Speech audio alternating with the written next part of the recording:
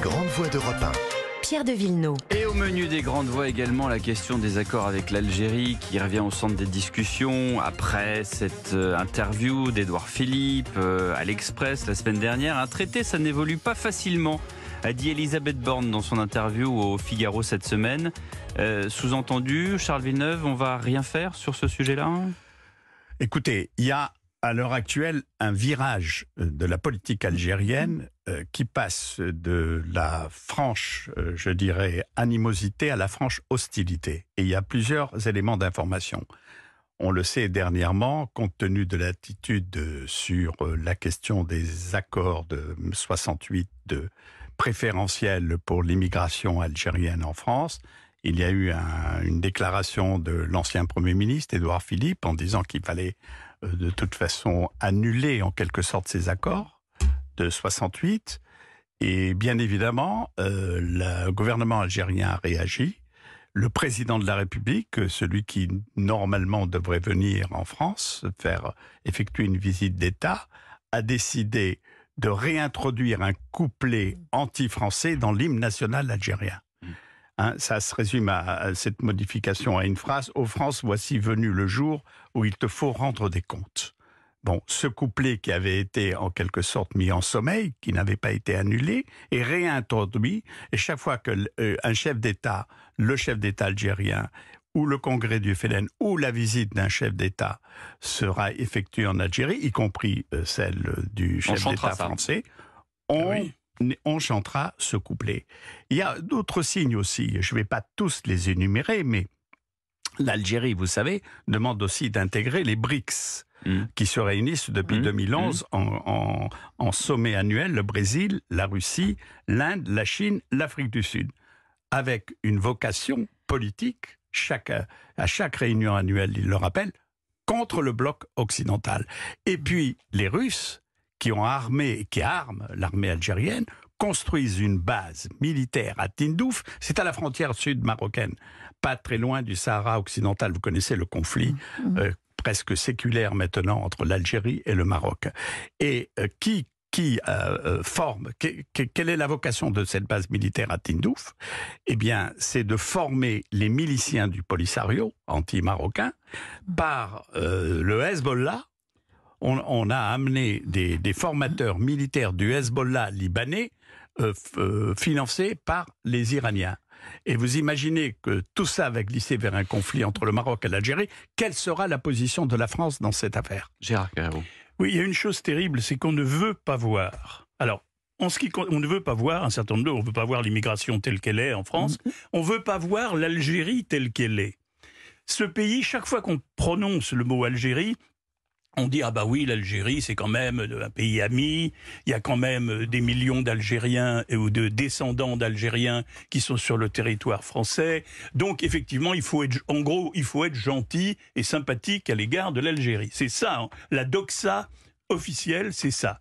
À ce point que on donne à chaque fois, on remet une pièce dans la machine et le président Macron n'a pas manqué d'accuser la France d'avoir commis des crimes contre l'humanité en Algérie, etc. Oui, on peut penser que c'est vrai ou pas. Je pense que dire ça comme ça sur le territoire algérien, c'était une mauvaise action contre la France. Cela étant, on ne veut pas voir aujourd'hui la guerre d'Ukraine.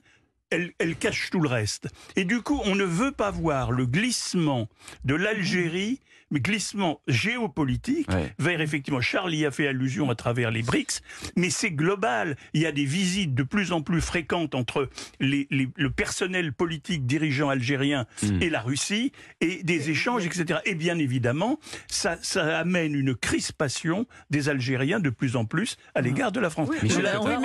On va rejoindre le dernier point de notre débat sur l'Ukraine. Il est évident que maintenant ce qu'on voit apparaître et ce qu'on ne veut pas voir apparaître, mais ce qui apparaît, c'est qu'il y a un front uni anti-occidental. Et effectivement, quand des gens comme les Algériens rejoindront les BRICS, c'est-à-dire en gros quand même ce qui est inspiré par la Chine, l'Inde et la Russie, surtout la Chine et ça changera beaucoup, il me semble, leur conception de l'appartenance à l'Occident, même s'ils sont ici. Moi, je suis pas très inquiète, mais je crois que ça va changer des choses et que le fait que nous soyons quand même minoritaires dans le monde, les Occidentaux maintenant, il faut en prendre conscience et je suis pas sûr qu'on Non, en mais ait c'est conscience. déjà. Je suis d'accord avec toi sur ce point totalement. Catherine. Moi, je dirais que Catherine. Il y a un nouveau monde. depuis que Emmanuel Macron avait voulu séduire les Algériens en allant les voir, c'était pendant sa campagne, première campagne, en disant le crime contre l'humanité. Là, ils avaient trouvé un ami. Et puis, peu à peu, les choses se sont remis en place. Et il y a une première cassure quand le président a dit que, vu les difficultés à nouer un lien avec les Algériens, a dit que les généraux entretenaient la rente mémorielle, c'est-à-dire que quand quelque chose ne va pas en Algérie, c'était toujours la faute de la France. Et pour l'avoir dit, les Algériens ont décidé d'abord, ont interdit les militaires français de survoler le territoire algérien pendant la mission Barkhane. Bon, et choisi comme deuxième langue l'anglais.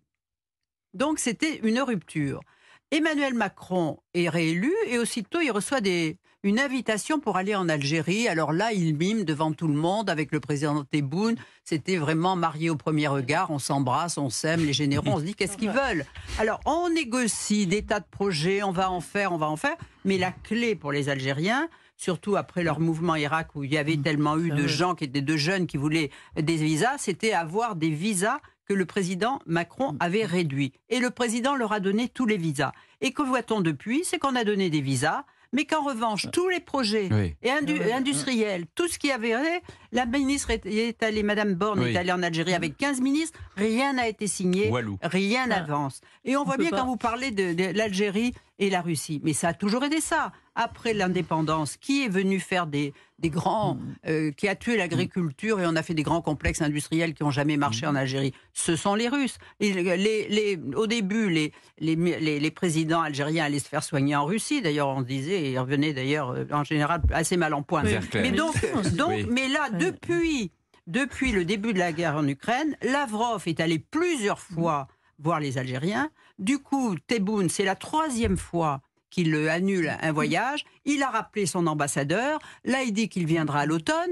Mais moi, il ne choisit pas l'automne par hasard. C'est qu'à l'automne, peut-être qu'il y aura un débat sur l'immigration. Et ça lui donnera l'idée de renoncer encore de venir. Donc moi, je pense que je crois que le président Macron a fait fausse route. Il a fait le pari de l'Algérie. Et je crois que c'était un mauvais pari et qui a fait qu'on est au plus mal avec le roi du Maroc. Alors, on ne peut pas...